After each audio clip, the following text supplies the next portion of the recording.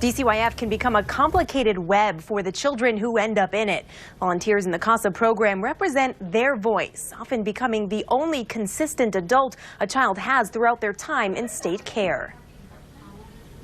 When Connie Howes retired, she was looking for something to keep her busy. 15 years ago, I had actually considered whether we wanted to become foster parents. My lifestyle just would not have permitted that. So she ended up finding a more flexible volunteer opportunity that still lets her be a force in a child's life. For those who end up in the child welfare system, they have an advocate. She's a court-appointed special advocate, or CASA for short.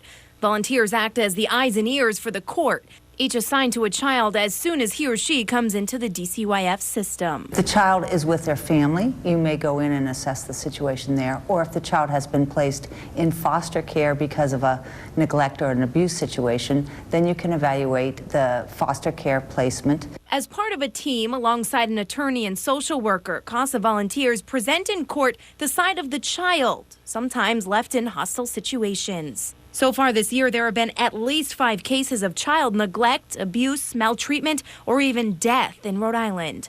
But this will sensitize you to see what should you look for. And there may be a situation that feels messy or something, but it's not neglect.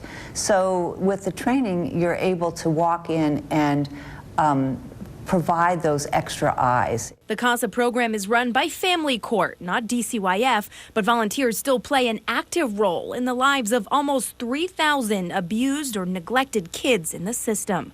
In most cases, they form a special relationship with those they help. In a heartfelt letter to CASA staff, a former self-described troubled youth remembers her CASA volunteer, saying in part, quote, "I felt I was falling through the cracks of years being pushed through the system, only to find myself an almost adult with ongoing childhood trauma.